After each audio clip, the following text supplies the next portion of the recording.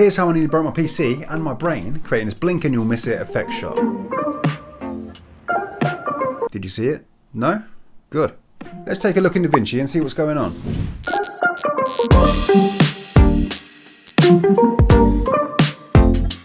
Okay, so we're in DaVinci Resolve and this is the shot that we ended up having. Now, this is not a tutorial. This is just showing you how I did it. This is the studio version, so this is the paid version. But I believe everything that I've done here, I could be wrong, but you can do in the free version as well. Now here is the node tree, and as you can see, it's a bit of a mess. There's a lot going on, okay? It's not as complicated as it looks. All of these things are really going through the same sort of processes as each other. They're just combined in a way that makes it look a bit messy and a bit complicated, but it's really not. It's quite simple. So if you want to learn anything or you want me to do a full in-depth tutorial, let me know, but this is not it. So right here you have your media ins. So we have our raw footage, which I'll show you now. It's essentially these business people talking about some really important stuff on the surface, right? So I thought that's a nice bit of stock footage to use. Let's just use it. This is fine, but this thing here, like what is going on here? This is like some sort of fish measurements. Like, I mean, come on. These guys are not talking about fish measurements. I'm sorry, but they're not. And then this guy over here is comparing some sort of like t-shirts and dresses and top secret, you know, catalogue things. What's that got to do with fishes? Anyway, so that was my predicament. I wanted this to look on brand, and the brand that we were working for is a architectural firm. So we wanted to make it look a bit more like this. So we wanted some drawings on the table that related to the business at hand, right? We wanted some drawings on the screen. Now, as I said before, I will take you through the process to do all these things, but they're all the same. So the principles apply from the screen to the paper that's on the table and this little logo here. So yeah, let's dive in. The drawing for the table. Let's concentrate on this one because that was the most in-depth one. That's a plain, flat image of a drawing.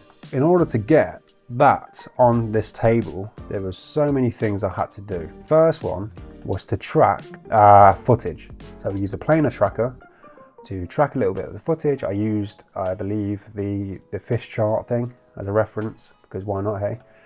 And then we fed that through a multi-merge. Now the reason I used a multi-merge was because a regular merge node only has two inputs. It has, three inputs, but it has a background, a foreground, and a mask. So a multi-merge has way more inputs. In fact, I think it has as many inputs as you need. So I use one of those, and essentially it has all of these things piping into it. So the drawing for the table needed to go here. So the first thing I had to do was feed the information from this Planar Tracker through the drawing for the table into the multi-merge. So that was the first thing I put in, the Planar Transform. And from there, I used a transform node to get roughly in the position on the table where I wanted it. And I use a corner positioner to get the perspective right. So obviously, you know, if you move that around, you can position the corners wherever you want them. And then from there, I added a drop shadow. So if you look closely at the real bit of paper that's on the table, it's got a slight bit of shadow, because obviously the light's coming from that direction and it's hitting here, causing a bit of shadow there. So if I didn't add this drop shadow here, let's turn it off.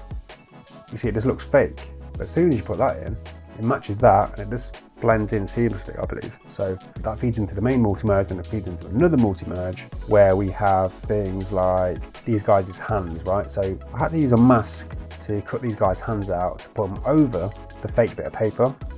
So if I put that into screen one, you'll see what's happening here. That's essentially his hand on its own with the pen. And we also did the same thing for this guy's hand here, and I think this one as well. And a little interesting cheat that I did was when I added this magic mask, it didn't have a really good sort of mask over this nib, the pen nib. So what I did was fake the pen being shut. So I had to have a polygon and basically get rid of the end of the pen and track it to the pen. Yeah, like I say, it's not a tutorial, so don't expect to learn much from this, but if I can help in any way, let me know. That's by far the most nodes I've ever used in a Fusion composition so far, but you know, we got there in the end and it turned out pretty well. So there you have it, how to put some building drawings onto a table without actually putting some building drawings onto a table. Useful stuff.